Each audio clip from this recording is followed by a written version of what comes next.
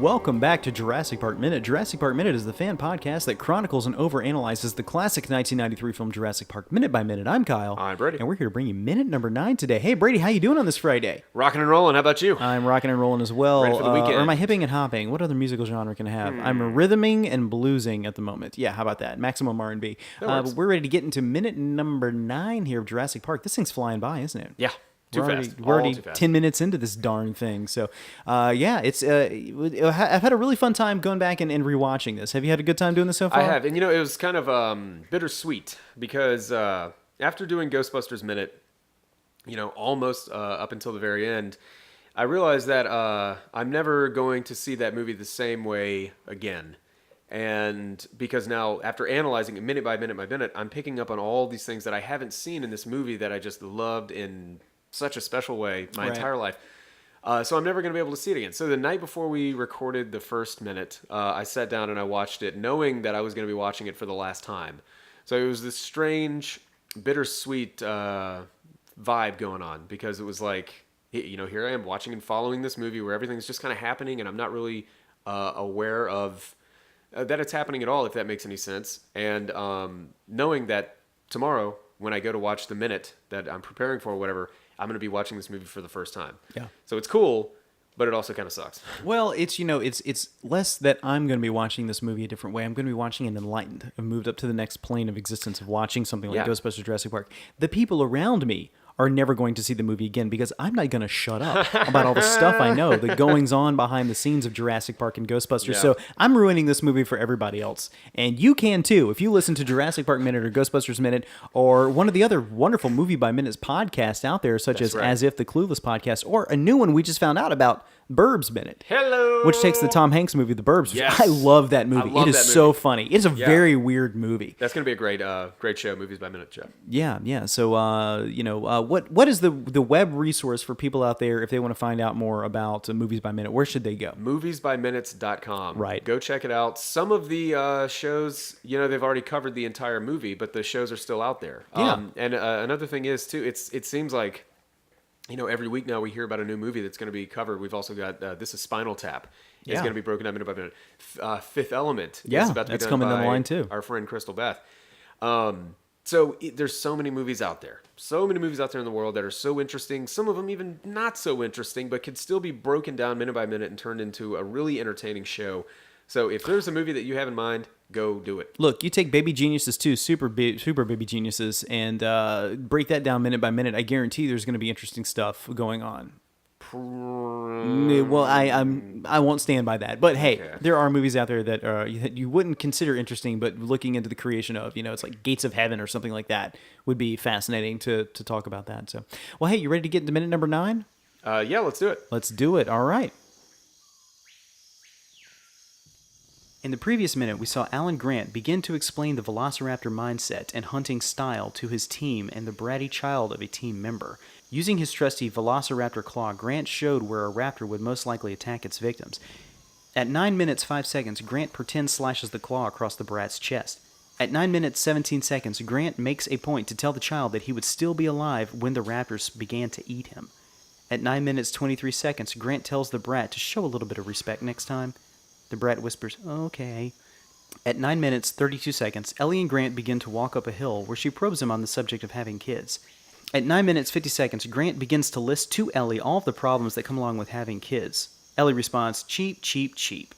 And thus ends minute number 9 of Jurassic Park. So yeah, we get a lot more about the Velociraptor pack hunter stuff going on here with Alan, and a little bit more character stuff with Alan and Ellie and their future together. Like we said earlier in the book, Alan Grant and Ellie Statler were not romantically involved. She was just kind of like a grad student and he was the professor. But in the movie, they are very much so involved, talking about getting married and having kids, and Alan just does not want to have kids, which is important for his character growth because he starts off this movie, slicing at a kid's abdomen with a raptor claw, telling him his guts are going to get spilt out, talking about how much he hates kids, how they stink, how they smell, how he doesn't like them. Then he's stuck with kids for the rest of the movie. By the end of the movie, they're falling asleep on him. So it's a wonderful character arc for him. So one of the things in this movie, or that he's talking about right here, is that confused me when I saw it initially was about the pack hunting abilities of velociraptors. We have no way to really guarantee that they did this, that they hunted like wolves. There were some velociraptors found like fighting each other, fossilized, and that way they killed each other and were in each other's claws. So we assume that they had some sort of predatory nature, but we do know that they were carnivores. But there is evidence of velociraptors hunting in packs to some degree. A paleontologist, John Ostrom, found evidence of Deinonychus exhibiting pack hunter traits in fossils. At least 3 Deinonychus were found alongside the herbivore dinosaur called, okay, you ready? Tenontosaurus. Yes, I said that right. Tenontosaurus at a quarry excavated by Ostrom and his colleagues. And numerous Deinonychus teeth were discovered amongst the remains of the same prey at 14 other sites. Since dinosaurs replaced teeth throughout their lives, predators could occasionally afford to lose a tooth or two while feeding. The Tenontosaurus bones were found. Traces of Deinonychus frequently turned up. So where they found this other dinosaur, this herbivore that the Deinonychus preyed on, you would find 2 or 3 Deinonychus as well. Deinonychus. I'm going to continue to do that, but it's Deinonychus. I got to write it down on the wall behind you so I see it as I'm saying it. So yeah, it's there wasn't the pack hunting thing is something that's kind of been a recent discovery, but they had to put that in there for the movie because it'd be cool if they communicated with each other and hunted in packs. Because the velociraptors in the movie are supposed to be the smarter of the dinosaurs, which was in the book as well. Right? Jurassic Park Yeah, book. it was. Yeah.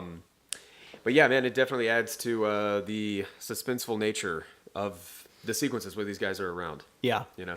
So him slicing at Wit there with the claw is a little weird. Yeah. It's you know, I don't know what that kid's doing there, but clearly he's one of these adults that hates children and kind of wants to make everybody uncomfortable by slashing at the kid with it. It's very strange. Yeah, like who's parent? Yeah. You know, like who brought their kid out stepped here? over and been like, get the hell away from my kid, dude. But don't talk to me or my son ever again. Yeah. we're going this way. Right. Okay. Enjoy yourself. Oh man, that's all I've got for this minute.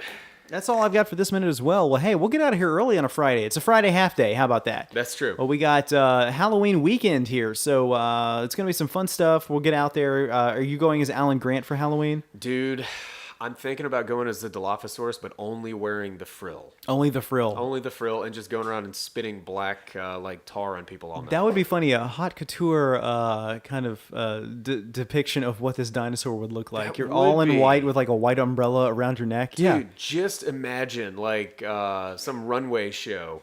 Model show, but you've got like John Galliano's interpretation of like a Dilophosaurus or something like that. It'd be Predators of the Cretaceous. Yeah. Predators of the Cretaceous, by presented by Gucci. John Galliano. All right, folks. Well, hey, everybody have a fun and happy Halloween weekend out there. We're going to do the same, and we will be back with you here on actually Halloween Day, the 31st of October, with another episode of Jurassic Park Minute. So I'm Kyle. I'm John Galliano. And until next time, hold on to your butts.